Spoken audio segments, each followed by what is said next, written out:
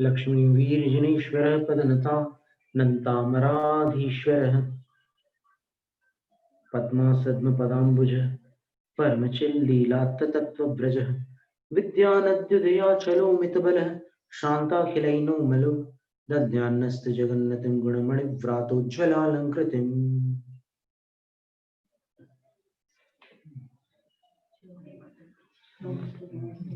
नमस्ते।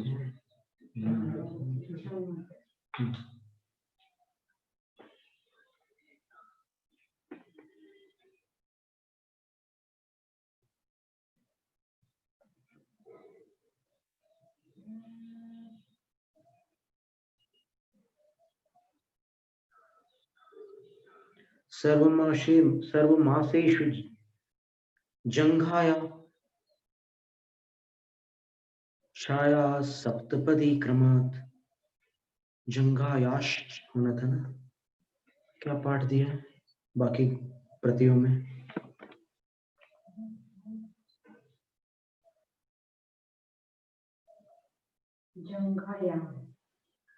जंघायाम अनुस्वार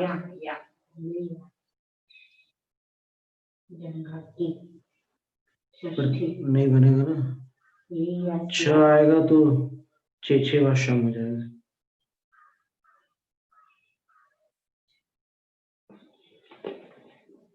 और प्रतियों में देखना होगा।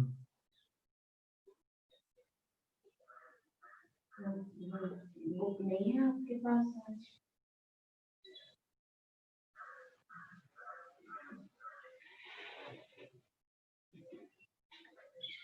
इसमें भी जंघाया दिया हुआ है।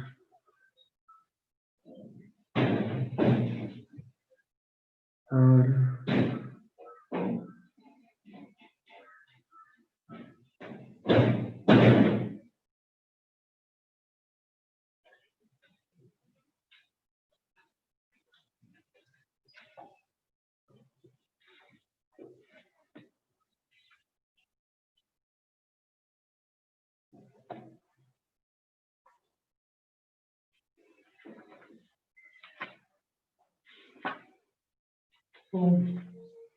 वो पाठ देख करके कर रहे हैं थोड़ा।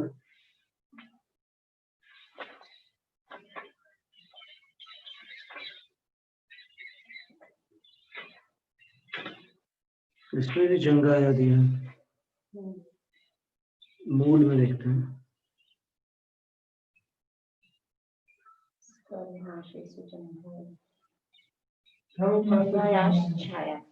ऐसा किया है। हाँ उसका होना चाहिए, वही हम बोल रहे हैं। अपन इसमें देख रहे थे मूल में।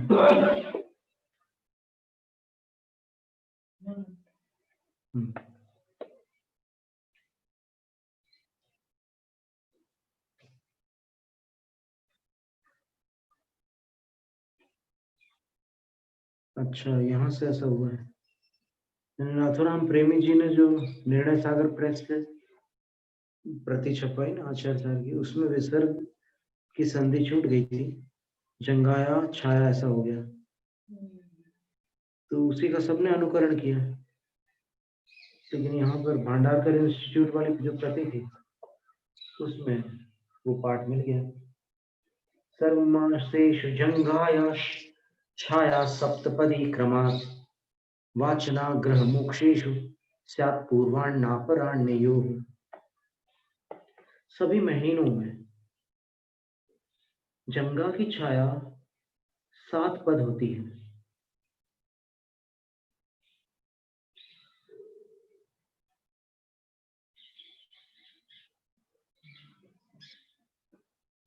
तो वाचना के ग्रहण करने में और मोक्ष यानी उनको वाचना को पूर्ण करने में पूर्वान्न और अपराह्न में इस बात का ध्यान रखना होता है। सूर्य का प्रकाश हो तभी ये बात बन पाएगी कि साधु खड़े होंगे कायद सर में, तो जो परछाई पड़ रही है वो अगर 7 कदम गिर रही है परछाई, तो स्वाध्याय पूर्ण करने का समय हो जाता है। सूर्योदय के बाद अगर 7 कदम की छाया पड़ने लग जाए तो स्वाध्याय प्रारंभ करने का समय होता है। ऐसा है।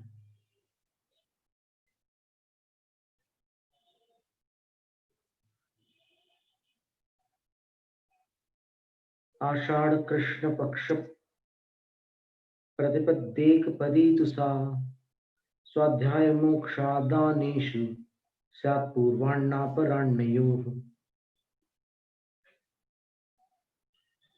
स्यात् पूर्वापराण्ययोः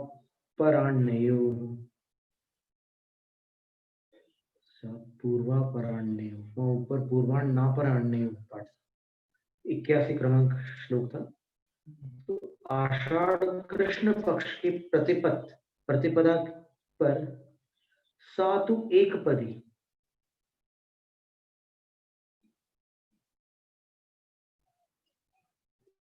यानी प्रारंभ किया आपने स्वाध्याय का 7 कदम छाया थी। ये 12 महीने की विधि है।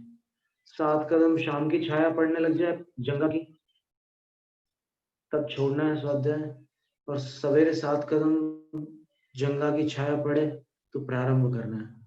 और समाप्त का काल कौन सा है? तो बोले एक पदी। आषाढ़ कृष्ण पक्ष में एकम के दिन, प्रतिपदा के दिन, और ये जैन ज्योतिष के अनुसार, जैन तिथि के अनुसार ज्येष्ठ पूर्णिमा के दूसरे दिन।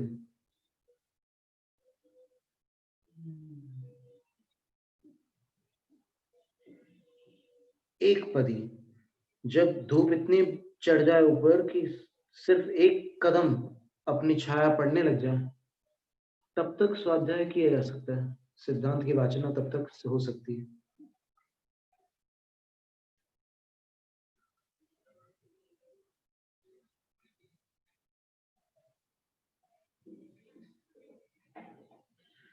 और फिर उसके बाद मध्याह्न काल आ जाएगा, और मध्याह्न काल में छाया जो है एक पद से भी कम हो जाएगी, और ऐसी स्थिति भी आती है कि जब छाया अपन जहां खड़े वहीं पड़ रही है।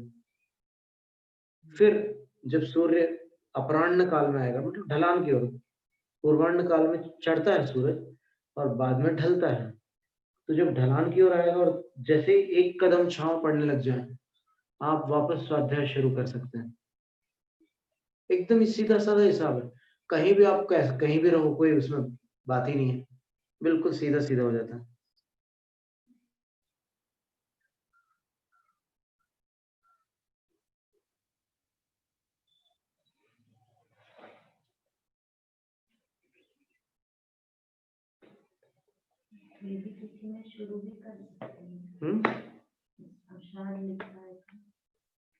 तो क्या आपत्ति है आषाढ़ में? अष्टानिका का निषेध किया, नंदीश्वर पर्व का निषेध किया, पूरे आषाढ़ महीने का निषेध नहीं किया है।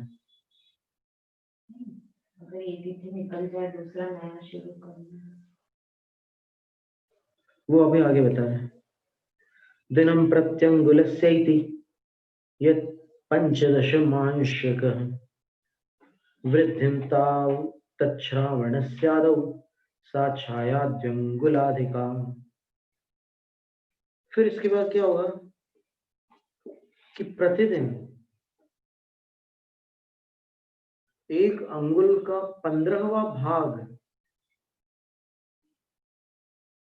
बढ़ाते जाना है छाया का, और बढ़ते बढ़ते श्रावण की जो प्रतिपदा है, आषाढ़ पूर्णिमा का दूसरा दिन, उस दिन 1 डग और 2 अंगुल अधिक, इतना रखना है।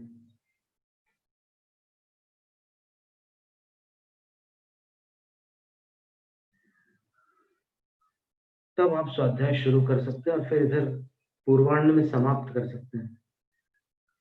ये समय में परिवर्तन आ रहा है मास के अनुसार।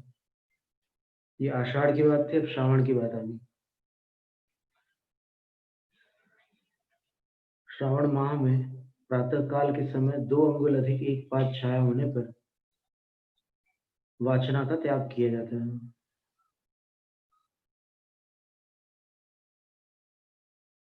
और सायंकाल में 1 हाथ 2 अंगुल अपनी परछाई पड़े, और परछाई भी वो जंघा की परछाई पड़े, तब स्वाध्याय प्रारंभ करने का समय हो जाता है। अंगुली द्वय वृद्ध्यैवं प्रतिमा संपदद्वयम् पौषादौ स्यात् ततः पौषात् या ज्येष्ठान्तन्तु हीयते। अब इसको क्या करना है आपको, हर महीने 2-2 अंगुल बढ़ाना है आपको। एक पक्ष की 1 अंगुल हो जाती है, क्योंकि अंगुल का 15वां भाग एक दिन में वृद्धि को प्राप्त होता है। तो ये वृद्धि का क्रम पौष माह तक चलेगा, फिर पौष माह से हानि प्रारंभ हो जाएगी, और हानि करते करते आषाढ़ माह में वो 1 हाथ की छाया रह जाएगी।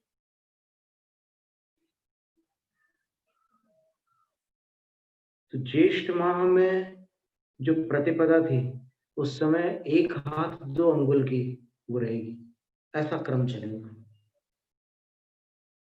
2-2 अंगुल हानि और 2-2 अंगुल वृद्धि।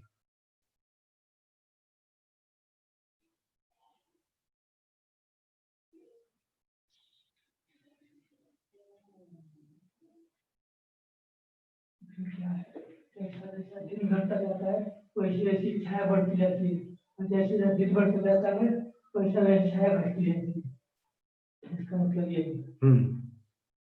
ताकि जो बताया कि हर महीने का पोस्ट का, तो उसके बाद जो ये बताया इसका आंसर जैसे दिन घटता है कई ठीक है। वो आषाढ़ महीने में सबसे बड़ा दिन होता है।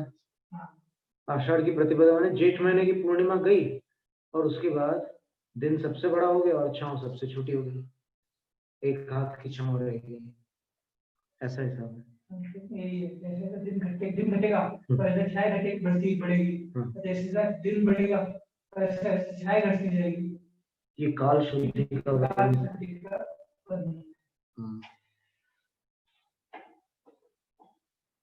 अब अपन इन्हीं शुद्धियों को एक बार धवल ग्रंथ से भी देख लेते, फिर भाव शुद्धि पर आते हैं। भाव शुद्धि जो है ना वो एक श्लोक में दी हुई है, उसको पढ़ लेते पहले। 84 नंबर श्लोक में दी हुई है।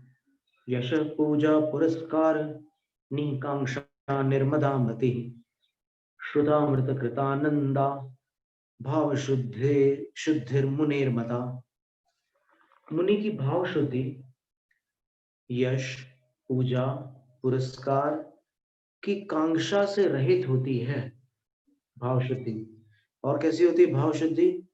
निर्मदा मति, उनकी मति मद से रहित होती है, तब ये भाव शुद्धि बनती है। और कैसी होती है भाव शुद्धि? कोई भी जैसे पुरस्कार पूजा पुरस्कार नहीं, ऐसे कुछ नहीं सबके पास। तो श्रुतामृत कृतानंदा, आगम के अमृत से जो आनंद अंदर उत्पन्न हुआ है वो भाव शुद्धि है।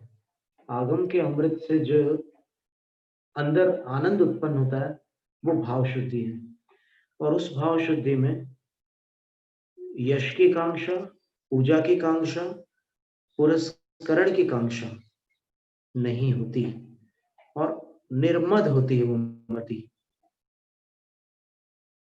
तो मुनि की ऐसी मति का नाम ही भाव शुद्धि माना गया है।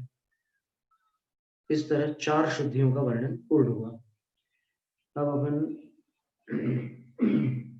धवल ग्रंथ से भी थोड़ा सा देख लेते हैं कि उन्होंने वीरसेन आचार्य महाराज ने इन शुद्धियों के विषय में क्या कहा।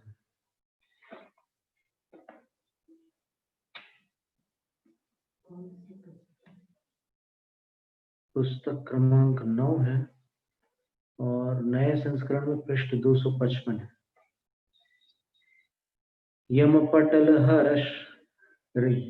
यमपटः रवश्रवणे रुधिरस्रावे गतोतिचारे च।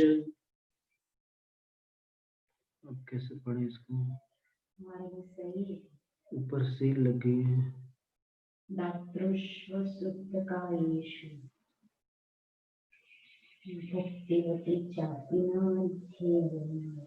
हम दूसरा निकालते हैं, धवला के जो पुराना संस्करण वो निकालते हैं।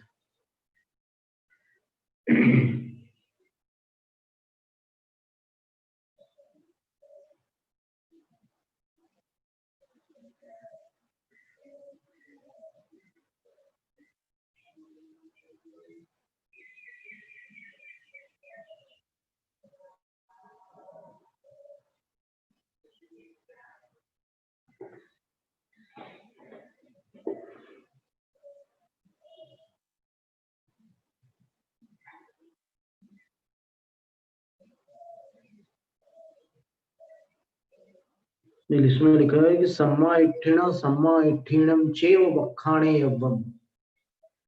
सम्यक दृष्टि को सम्यक दृष्टि के लिए ही ये सिद्धांत सूत्रों का व्याख्यान करना चाहिए।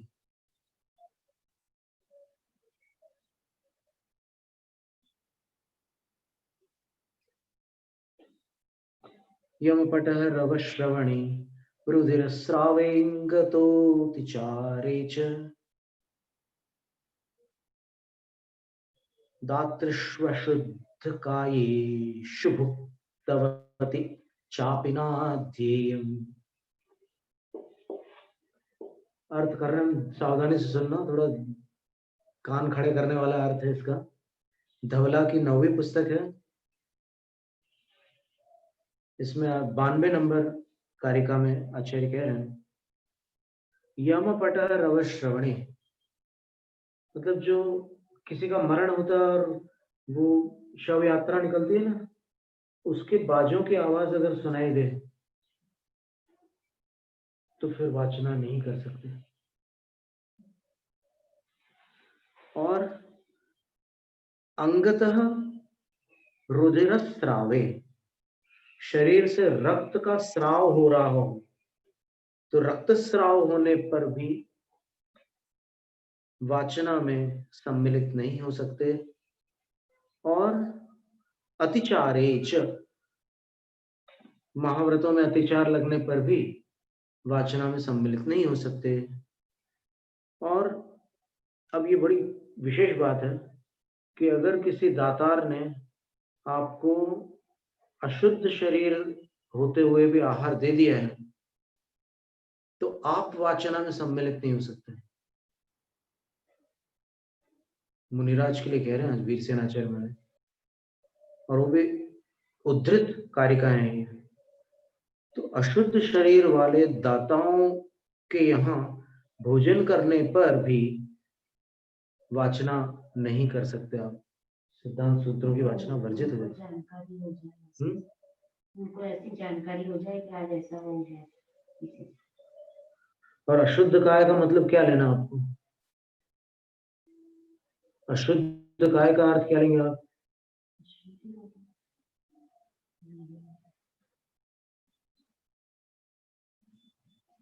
एक तो जो व्यावहारिक शुद्धि है वो तो है ही है, लेकिन एक दूसरा इसमें एक विकल्प संभावित है कि जो संकर दोष से दूषित शरीर होता है, जाति संकर, वो भी यहाँ पर उसकी भी एक शक्यता बनती है, क्योंकि यहाँ पर अशुद्ध कायेषु लिखा है, दातृषु। अशुद्ध शरीर वाले दाताओं के यहाँ भोजन करने पर वाचना नहीं कर सकते। ये अर्थ लग सकता है आचार्य? आचार्य से कहीं दूसरी तरफ आपका हुआ है, आप कुछ काम कर रहे हैं तो इसमें ये अर्थ घटित कर सकते हैं कथनचित कि इसमें लिखा है कि अशुद्ध शरीर वाले दाताओं से अगर भोजन लिया है तो आप वाचना में सम्मिलित नहीं हो सकते। तो फिर ये अशुद्ध शरीर जो है वो केवल स्नानादिक की अपेक्षा से अशुद्ध है, अथवा जो माता पिता के भिन्न जाति संबंध से उत्पन्न होने वाले जो लोग हैं, जो जाति संकर है, वो भी माने जाएंगे ना? दोनों प्रकार की अशुद्धि ग्राह्य नहीं हो सकती। दोनों प्रकार की अशुद्धि के साथ अगर आहार लिए हैं तो फिर वाचना नहीं कर सकते। वो पूरा मना कर दिया ना, पूरा ही मना कर दिया। फिर दूसरी जो गाथा दी है वो अपन पढ़ चुके हैं कल, उसमें ये लिखा तिल पलल पृथुक लाजा उपाद स्निग्ध सुरभि गंधेषु भुक्तेषु भोजनेषु च दावाग्नि धूमे च नाध्येयम्। तिल की मिठाइयाँ, चावल की मिठाइयाँ, लाई, पुआ आदि जो तेल और घी की बहुलता से तैयार होने वाले पकवान हैं, मिष्टान्न हैं, और सुरभि गंधेशु, और जिनकी गंध भी एकदम सुरभि रूप है, सुंदर है, उनके भुक्तेषु, आपने भोजन में ग्रहण कर लिया उन पदार्थों को, तो भोजनेषु, भोजनों में आपने उन पदार्थों को ले लिया, तो नाध्येयम, फिर आप उसमें वाचना में आप सम्मिलित नहीं हो सकते, अध्ययन नहीं कर सकते। और दावाग्नि धूमेज, और जिस समय जंगल की आग का धुआं आसपास फैल रहा हो, तब भी आप स्वाध्याय नहीं कर सकते। ये अपन ने इसमें भी पढ़ा था, आचार सार में भी। फिर लिखा है, योजन मंडल मात्रे संन्यास विधौ महोपवासे च आवश्यक क्रियायां केशेषु च लुच्यमानेषु। एक योजन के घेरे में संन्यास विधि होने पर, अर्थात कोई संलेखना हो जाने पर, और महोपवासे च, अथवा बहुत बड़े बड़े उपवास कोई कर रहे हो, तो बड़ा उपवास होने पर आवश्यक क्रियाएं, आवश्यक क्रिया के समय, और केशेषु च लुच्यमानेषु, केशों के लोच कर लेने पर सप्त दिनान्यध्ययनम प्रतिषिद्धम, 7 दिनों के लिए सिद्धांत सूत्र का अध्ययन प्रतिषिद्ध हो जाता है।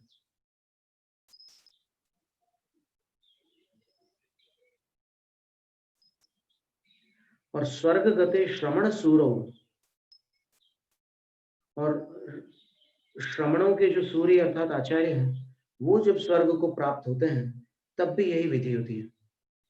लेकिन योजन मात्र दिवस तृतीय, एक योजन दूर अगर उनका स्वर्गवास हुआ है तो 3 दिन के लिए ये नियम होता है आचार्य, ये अपन वहां भी पढ़ चुके हैं। फिर अति दूर था दिवसम, और अधिक दूर अगर हुआ है संलेखना मरण, तो 1 दिन का निषेध रहता है। पर ये बात आ गई कि केशलोंश में और अपने ही यहाँ पर साधु का समाधि मरण हो जाए, श्रमण आचार्य का, तो 7 दिनों तक अध्ययन प्रतिषिद्ध हो जाता है।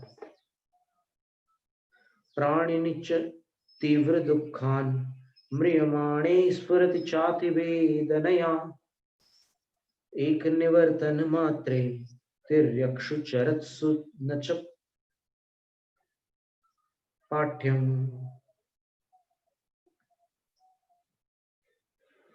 अब प्राणी कोई है तीव्र दुख से मरणासन हो जाने पर, अथवा अत्यंत वेदना से वो तड़पने लग जाए,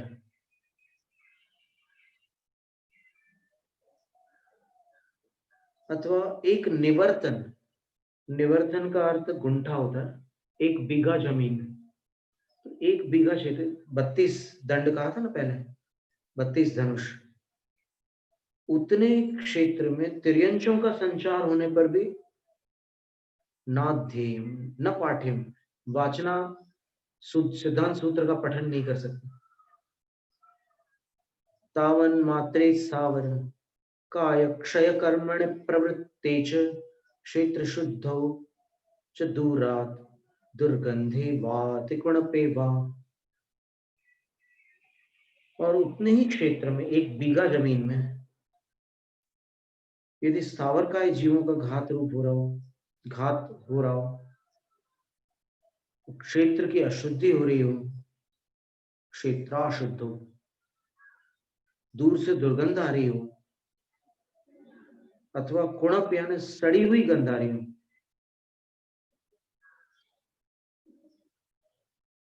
तब भी स्वाध्याय वर्जित हो जाता है।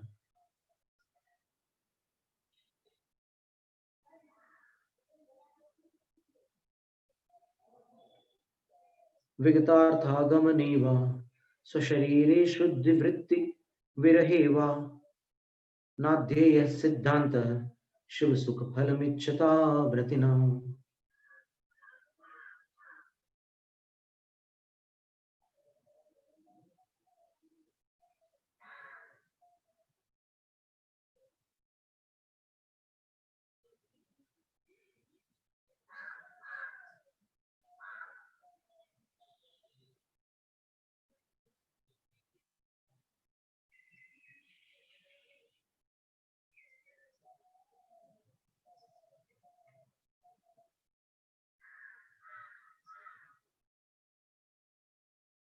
विगतार्थागमने, पाठांतर दिया विनतार्थागमने, यानी जो सूत्र में अर्थ इष्ट है वो अगर समझ में नहीं आ रहा है तो मोक्ष सुख चाहने वाले व्रती को सिद्धांत का अध्ययन नहीं करना चाहिए। समझ में आए तभी अध्ययन करना चाहिए। और स्वशरीर शुद्धि वृत्ति विरही भाव, और अपने शरीर में कुछ अशुद्धि हो जा रही हो तब भी अध्ययन नहीं करना सिद्धांत का। सिद्धांत शब्द अलग से दिए हुए। प्रमितिररित निशतंस्या दुच्चार विमोक्षण क्षितेरारात तनु सलिल मोक्षणी पिच पंचाशदरत निरेवात। एकदम क्लियर हो गए। 100 अरत्नी,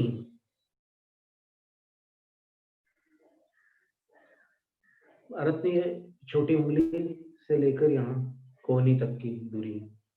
तो ऐसी 100 अरत्नी दूरी पर मल का क्षेपण होता हो, उसके भीतर न हो, तब आप स्वाध्याय कर सकते हैं।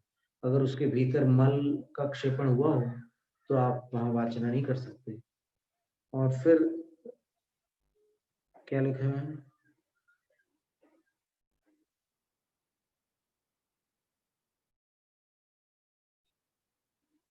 तनु सलिल मोक्षणी भी, और शरीर से जब लघुशंका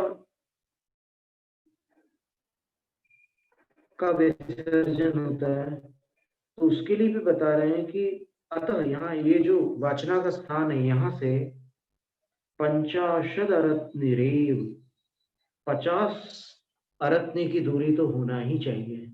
उससे कम दूरी पर अगर लघुशंका है तो फिर आप वाचना नहीं करेंगे।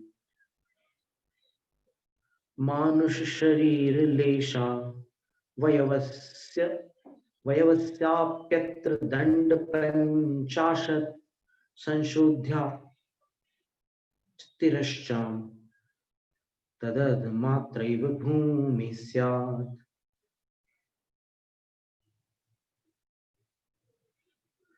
मनुष्य के शरीर के लेश मात्र अवयव के स्थान से 50 धनुष दूर होना चाहिए वो स्थान। यानी नख वगैरह भी जो डाले जाते हैं या फिर कई बार बाल भी डाले जाते हैं मनुष्य के, जहां पर बाल भी बड़े रहते हैं, तो वहां से 50 हाथ दूरी, 50 धनुष दूरी होना चाहिए, हाथ नहीं। दंड 50 लिखा। लेशावयस्या, थोड़ा भी अगर मनुष्य के शरीर का कोई अवयव हो तो उससे 50 धनुष दूर वाचना होनी चाहिए। और तिरश्चाम तदर्ध मात्रैव भूमि स्यात्, तो उतनी भूमि संशोध्य मतलब साफ करने योग्य होती है वाचना के पूर्व। और वो साफ करने वाले कौन होंगे? जो भी इनके संग में, आचार्यों के संग में रहने वाले जो अन्य श्रावक व्रतिजन हैं, वो उतनी भूमि का शोधन कर लेंगे। तो उतनी भूमि शोधन करने योग्य होती है 50 धनुष की भूमि। 50 धनुष यानी 200 हाथ।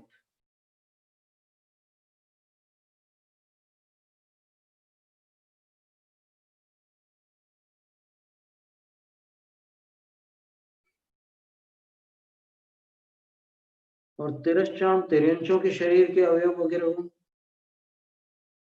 तो बोल रहे तदर्ध मात्र भूमि स्यात् संशोध्या, उससे आधी भूमि ही शोधन के योग्य होती है। 100 हाथ, 100 हाथ की भूमि का ही शोधन किया जाता है। तिरंचों की अगर बाल नख वगैरह कुछ पड़ा हो तो।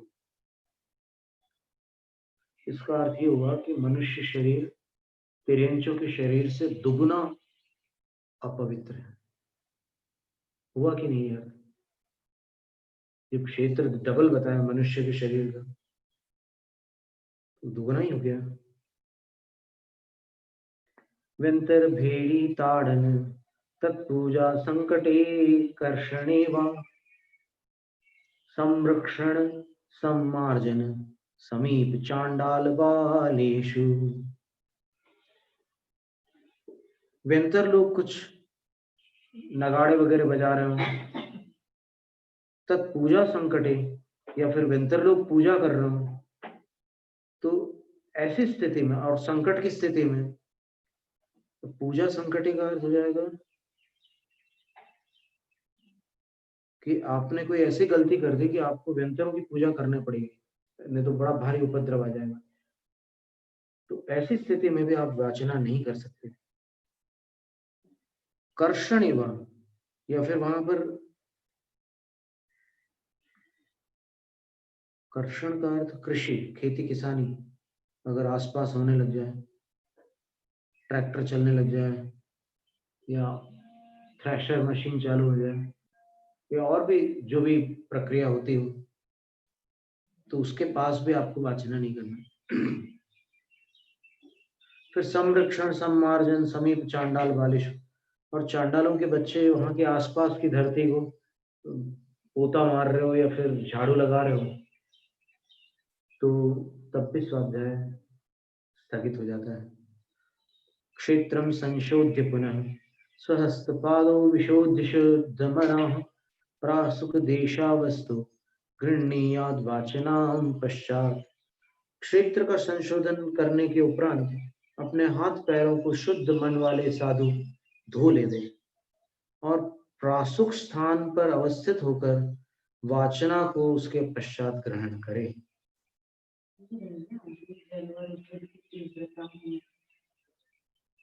हाँ ठीक है, ये भी रही। अग्निजल रुधिर दीपे मांसास्त्र प्रजनने तु जीवानां क्षेत्र विशुद्धिर्न स्यात् यथोदितं सर्वभावज्ञ। कितने नंबर पढ़ रहे हैं? ये हम धवला पढ़ रहे हैं। धवला पढ़ रहे हैं? जी हाँ। तो इसके नहीं है? नहीं, पर मिलता जुलता विषय है, मिलता जुलता विषय है, इसलिए हमने ये बोला है। अग्नि जल रुधिर,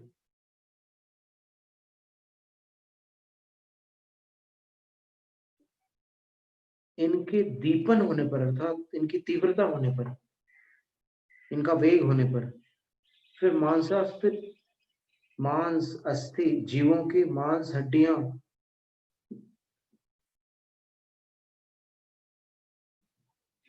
आसपास होने पर, क्या उनको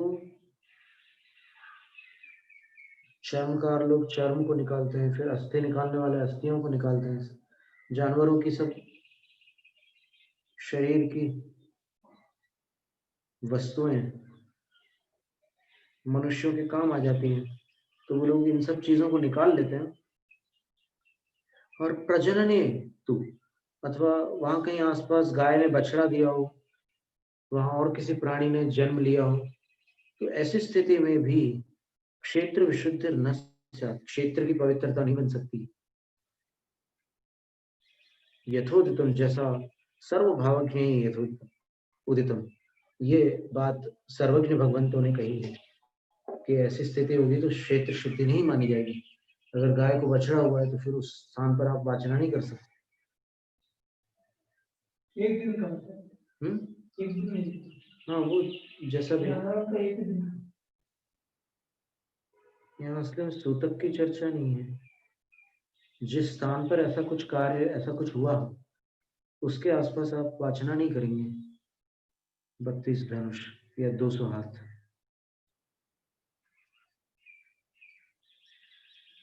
अब जितने भी धर्मशाला बन रहे हैं क्षेत्रों पे, क्षेत्र नए नए बन रहे हैं, तो इतना अंतर है ही नहीं। सही बात है, वो तो पक्की बात है।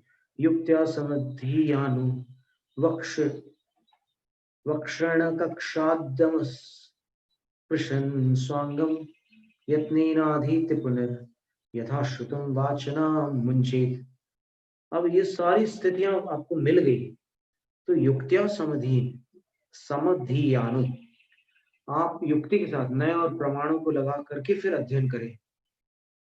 और अध्ययन करते हुए एक विशेष निर्देश दिया आचार्य महाराज ने कि वक्ष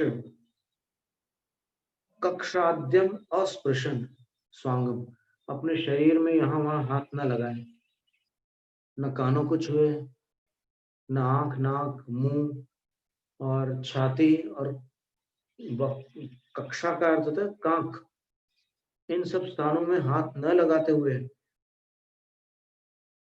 सावधानी पूर्वक अध्ययन करके फिर जैसा आगम में कहा है उस विधि से वाचना को पूर्ण करें।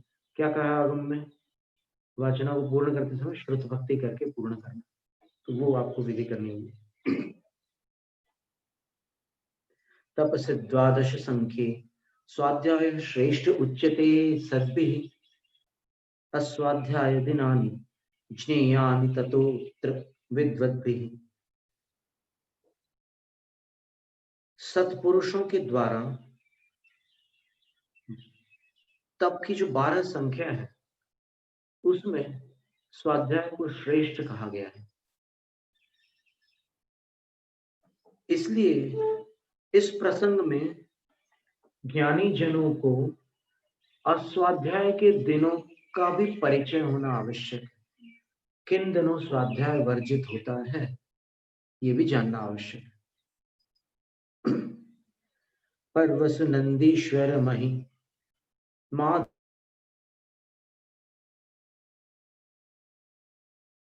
नाध्येयं जानता व्रतिना।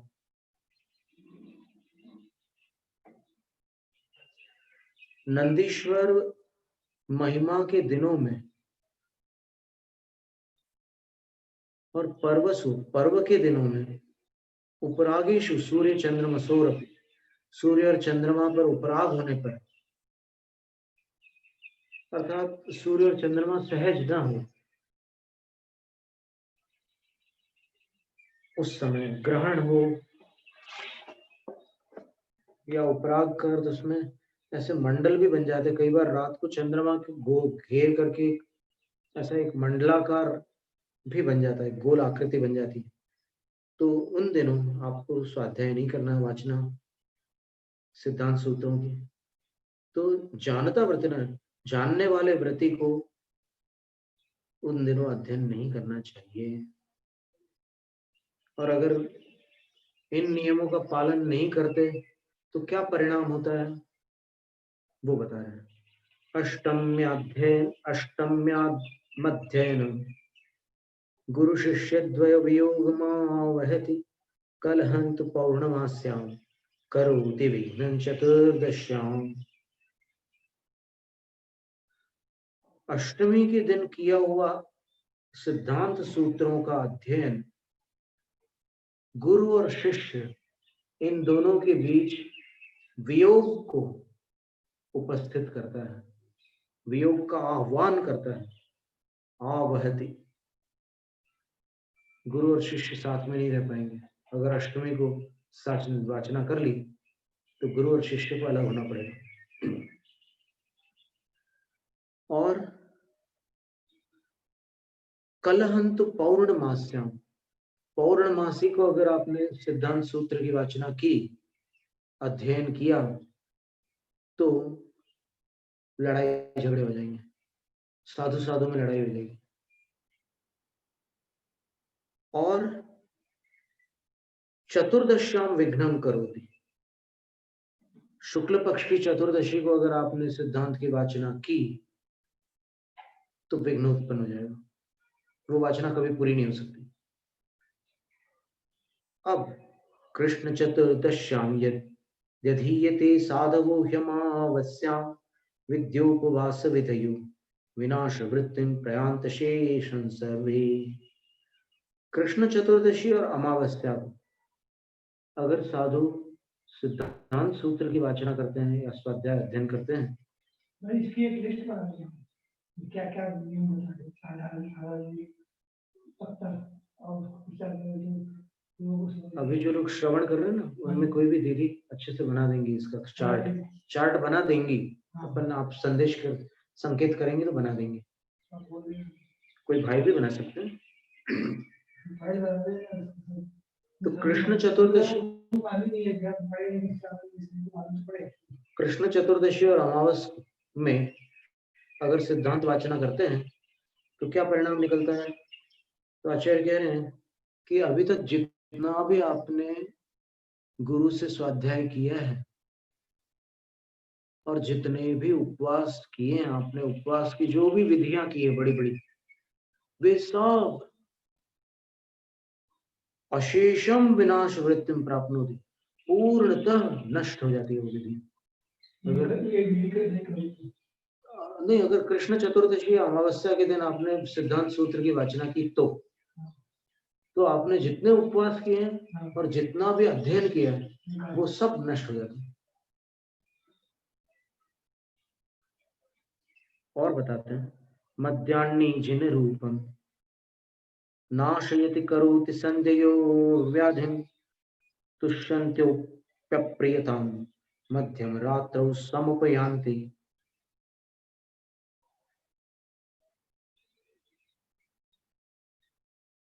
अगर बीच दोपहरी को सिद्धांत सूत्र की वाचना की तो दिगंबर दीक्षा नष्ट हो जाती है।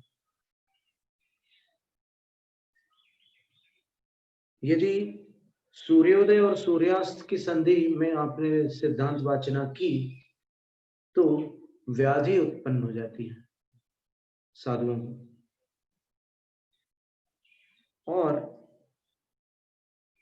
मध्यम रात्रि में आपने अगर सिद्धांत की वाचना की तो आपसे जो बहुत संतुष्ट रहने वाले, आपसे बहुत प्रीति रखते हैं, वे सब अप्रियता को प्राप्त हो जाते हैं, बिल्कुल शत्रु बन जाते हैं।